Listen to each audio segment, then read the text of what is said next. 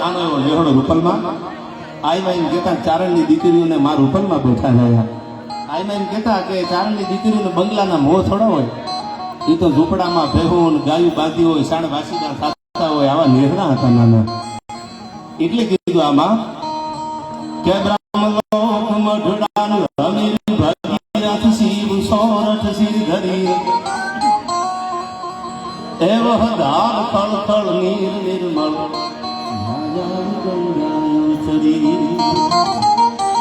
અનુદાન સગર ચારણ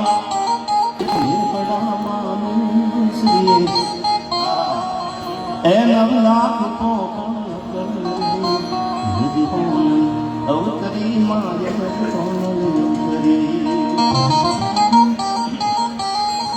શ્રીમદ ભગવત સપ્તાહનું એક જબરદસ્ત આયોજન, સભાળ પરિવારનું આંગણું. પરમ વંદનીય પરમ પૂજ્ય આજ પણ જેને યુવાનોને કથા સાંભળતા પીણ્યા છે એવા જિજ્ઞેશ દાદાને પણ કોટી કોટી વંદન કરું, જેના શબ્દોથી આજની યુવા પેઢી એક કથાના માધ્યમ સામે કથા સાંભળવા વળી છે, ત્યારે એમને પણ વંદન. આ સંતો બિરાજે સાયા, ગીડિયાનો ઠાકર જ્યાં ઉતરે ત્યાં ડંકો, એવા અમારે લાલદાસ બાપુ, એવા અમારે કમીજળાથી મેં કીધું કોના કોના હું નામ લઉં, આ ભુવાજી છે, બધા સંતો બિરાજે સાયા. એ બધાના ચરણોમાં મારા વંદન. જે પણ મારાથી વડીલો છે એમને પણ કોટી કોટી વંદન. માતાઓ, બહેનો, વડીલો, 18 વર્ણ કોઈ એક જ્ઞાતિ નહીં, બધા જ્યારે એક ધર્મના મંડપમાં શ્રદ્ધાનું ભાતું લઈને પોપટભાઈ મળ્યા છે. હું ઘણીવાર મારા ડાયરામાં પહેલા જ બોલું છું કે હવે જ્ઞાતિના વાડા મૂકીને હિન્દુ બનવાની જરૂર છે. ત્યાં સુધી આ વાડા પાડી પાડીને જીવતા રહેશું. આ જ્ઞાતિ, ના જ્ઞાતિ, ના જ્ઞાતિ, ના જ્ઞાતિ, સંપ્રદાયને સાલા એટલા ફાટા પડતા જાય, નક્કી નથી થતું કોણ ક્યાં હાલ્યું જાય છે. પણ આ આપણને અટાણ નહીં સમજાય. આ સમય વિયો જશે પછી ખબર પડશે, પછી મોડું બહુ થઈ ગયું છે. એટલે બધી જ્ઞાતિને એ હિન્દુ બની અને સાથે હાલે, આવા ધર્મના મંડપમાં સાથે બેઠા હોય એવો આપણો ભાતીગળ માળિયા ડાયરો. આવું સરસ મજાનું આયોજન જિજ્ઞેશભાઈ ને એકવાર તાળીઓથી વધાવી લો. જિજ્ઞેશ કવિરાજ બારોટને એને ભજનો એવા ગાયા, લોકગીતો એવા ગાયા, રાહડા એવા ગાયા. એવા જ કેદાન અમારે બેઠા છે આ પોપટભાઈ જે સંચાલન કરતા માલધારીનો દીકરો, એને એકવાર તાળીઓથી વધાવી લો. એમ બધાય ભોજાભાઈ, ભાઈ પ્રકાશભાઈ, બધા કલાકારો તમને આનંદ કરાવવા આવ્યા છે. અને ત્યારે હું પણ સમયની મર્યાદામાં થોડો આનંદ કરાવું. પણ આવી જ્યારે ધર્મના મંડપમાં બેઠા છે ત્યારે મને કવિતા યાદ આવે. અમારે બોરુથી નામદેવ બાપુ ભગત પણ આવી છે. નગા લાખા બે નર ભલા અને પછમ ધરાના ભીર, ખારા જળ મીઠા કીધા અને સૂકી નદીએ જલાવ્યા નીર. આવું જે બાવળિયાળી અને બોરું પરગણું તમે પાદરમાં આટો મારો, હજી જ્યાં જેના નામના ધૂણા ધકે છે, હાથમાં માળાના દેરખા લઈને જેને ઠાકરને હામો હાલવું પડ્યું છે, આવી જેને ભક્તિ કરી એવી આપણી આ દેહાણ જગ્યાઓ જે છે એ બધાથી દેહાણ જગ્યાઓ આજ પણ જેના દાખલા દુનિયામાં દેવાય. ત્યારે મારે શરૂઆત કરવી છે અહીંથી. શું કીધું છે આપણે આ ધરતી માટે કવિએ?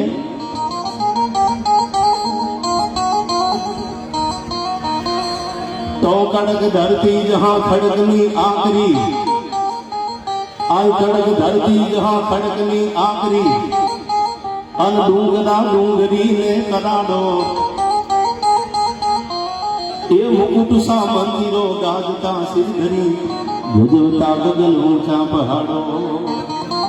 आया वीर गोरंभती गाय दे नेहमा, आया वीर गोरंभती गाय दे नेहमा, ખડકતી દૂધની પીયુષ જરની. હવે તો બધા ઘણી ઘણી આગળ જઈએ ગયા કે હવે બધા કામ કરતા બંધ થઈ ગયા. સવારમાં પ્રાગડના દોરા ફૂટતા ને માલધારીને ઘરે જાવ ખબર પડે શિવલિંગ વાળી વીટી પોપટભાઈ પહેરી હોય અને પેલી દૂધની શેડ ફૂટે ને એના ઉપર આવે. હવે અભિષેક ન્યા થઈ જતો હતો, ગા દોવા બે ન્યા થઈ જતો અને પ્રાગડના દોરા ફૂટે. હવે કોકને પૂછો લાખાભાઈ પ્રાગડના દોરા એટલે ખબર નહીં પડે પ્રાગડ એટલે શું કહેવાય. એટલે અમે આ સાહિત્યની વાતો તમારા સામે કરીએ છીએ. સવારમાં ભગવાન સૂરજ ઉગે પહેલાની જે વેલા થતી હતી, પ્રાગડના દોરા આજે ફૂટ્યા સૂરજ ઉગ્યો ન હોય ત્યાં ગાવડીઓ ધોવાતી હોય, પહર ચારવા જતા હોય. આવા જ્યારે સમય અને માહોલ હતા. કવિ તો એમ કે છે સ્વર્ગની નરકની વાતો આપણે સાંભળી વ્યાસપીઠ ઉપરથી મહાપુરુષો આગળથી, આને સ્વર્ગ કહેવાય આને નરક કહેવાય. આપણે જોયું નથી. હવે ભગવાન દેખાડે તે જોયું સાચું તો એ રામને ખબર આપણા કર્મ હોય, આવું સાંભળ્યું છે આપણે. પણ કવિ ત્રિભુવન જેમ કહેતા જેના ફળિયામાં ગા બાંધી હોય એ સ્વર્ગ છે અટાણે.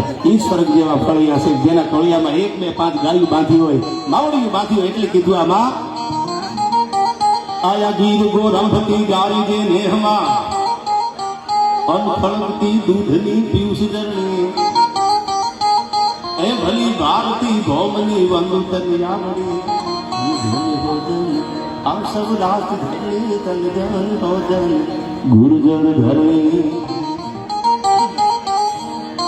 કેવા ભક્તો આ બધા સંતો બિરાજે છે. જો આ બધા સંતો બિરાજે છે એટલે મને યાદ આવ્યું જન ભક્તિ કરી ખાલી એક નરસિંહ મહેતા માટે થઈ.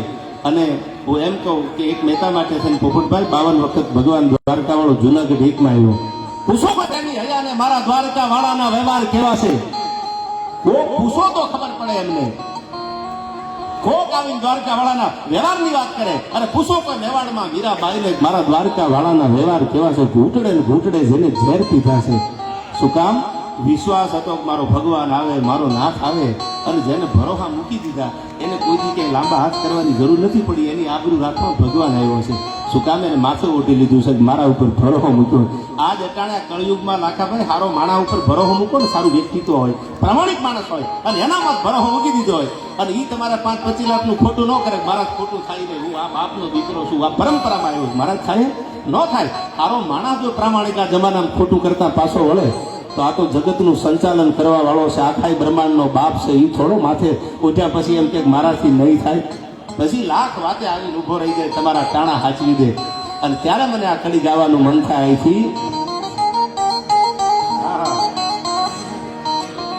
આઈ ભગત નરસિંહ નાચ્યો લેહમાં અનેક સંપદા પામ્યો જ્યાં સુદામો.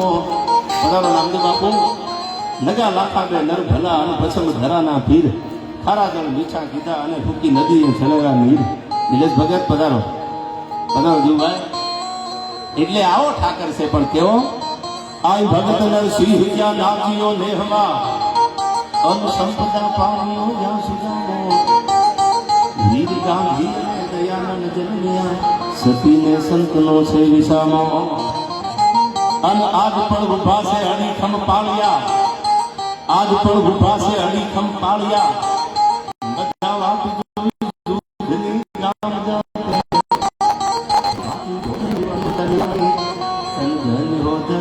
આ ગુરુજર ધરણી કંદર કોદર ગુરુજર ધરણી. નરુભાઈ અને હવે સાંભળજો, મને બહુ ગમે છે આ ભગવાન દ્વારકા વાળા ઉપર દુઃખ બહુ પડ્યા છે. નામદેવ બાપુ એટલે આ કવિતામાં કીધું કે ગોકુળ તજી મથુરા તજી સાગર કિનારે જય.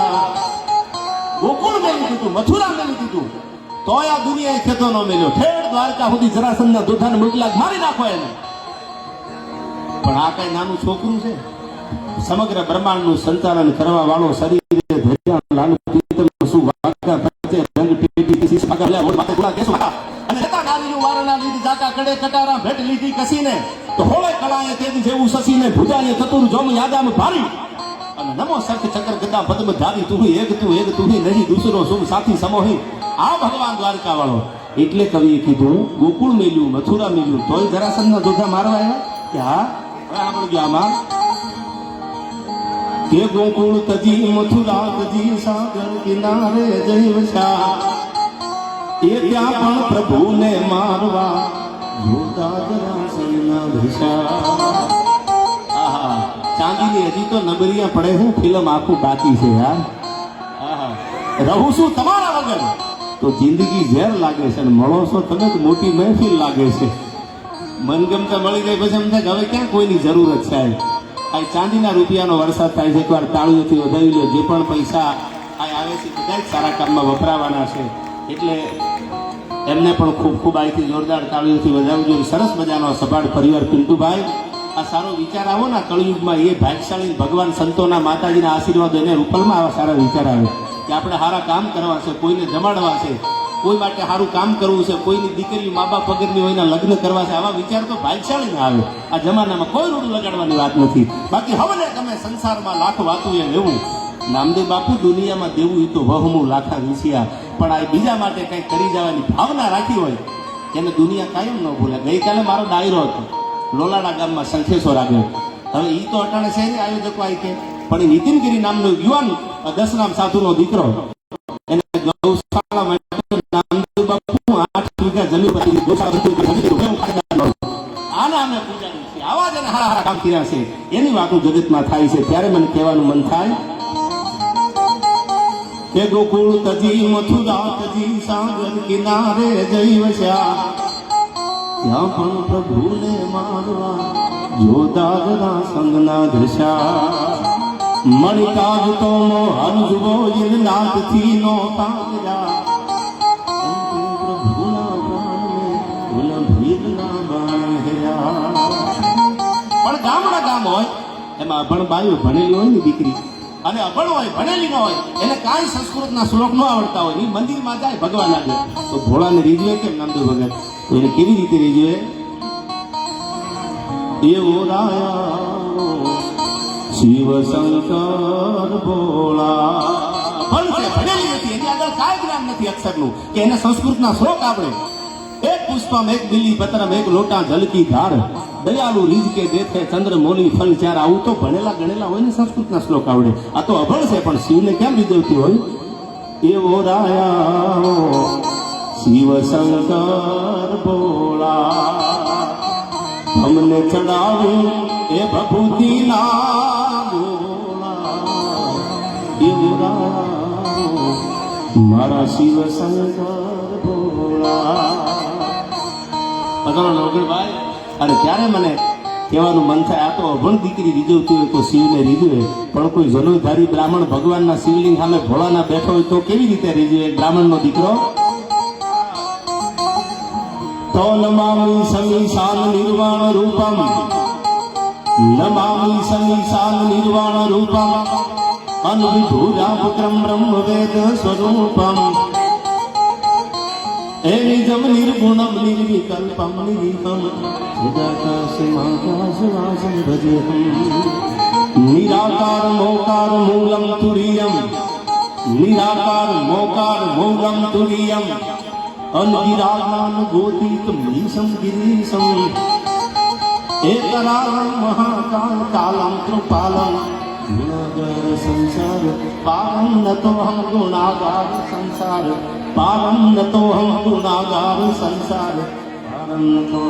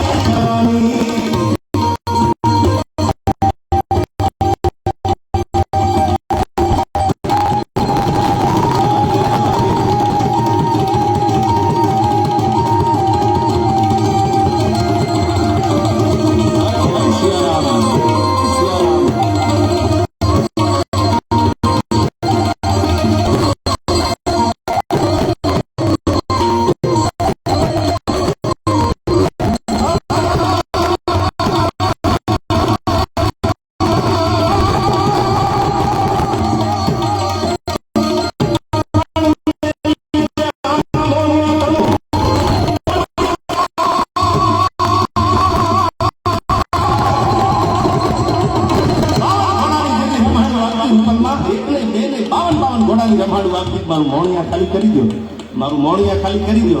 તેથી ભગવતી નાગભાઈ કીધું હતું ગ્રામ માંડલી મોણિયા તારું હશે, તમને ખાલી કરવામાં વાંધો નથી, પણ મેલી દે મોણિયા તણું અને નોલે જીભે નામ. શું કામ? હવે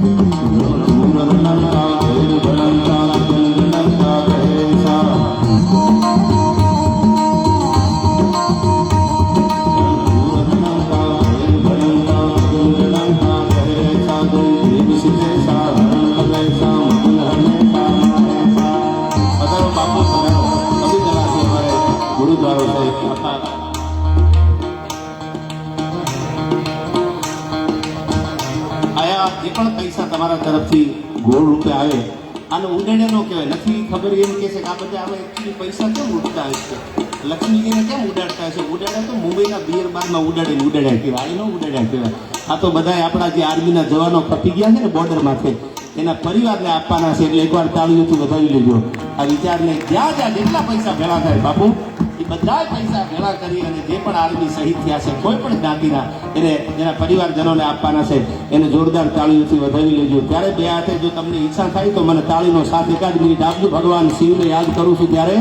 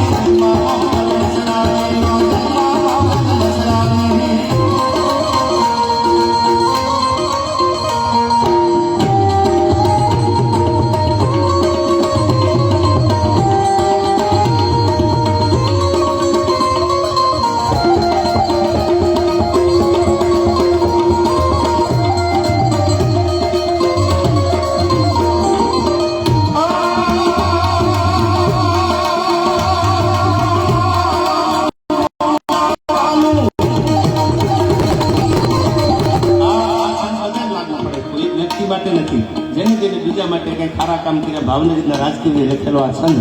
આવા મોટા મંડપ નાખી કોઈની દીકરીઓને પરણાવી હોય, 1 રૂપિયો કોઈના ખિસ્સામાં હોય તો મા બાપ વગરની દીકરી માટે લાખો કરોડોના રૂપિયા, જેને અને બેચર બાપા પોપટભાઈ ગવારા 3000 દીકરીઓના જેને લગ્ન કરેલી.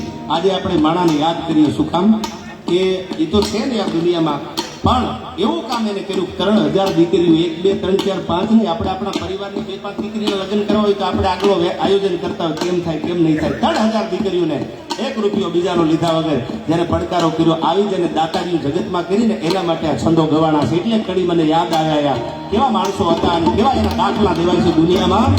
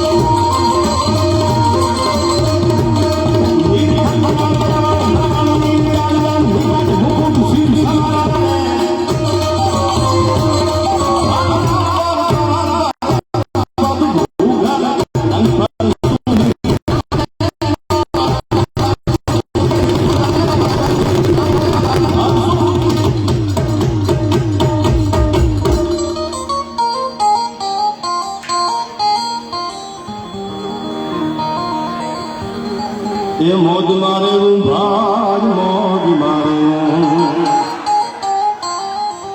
આ મોજ મારે રે એ મોજ મારે ભાર મોજ મારે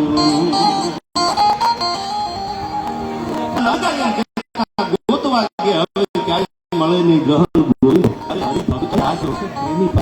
એને ક્યાં ગોતવાની જરૂર છે જેને ભજન કરવું છે એના તો હૈયામાં બેઠો છે એના તો હાથ વગો ભગવાન છે પણ એમાં એક કડી મને બહુ ગમે છે એટલે હું કાયમ ડાયરામાં ગાઉં શું કીધું કે લાઈ લાગે આમાં તો ભળે નહીં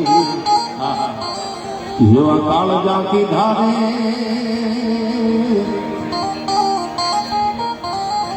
આ લાઈ લાગે આમાં તો ભળે નહીં જેવા કાળ જાકી ધારે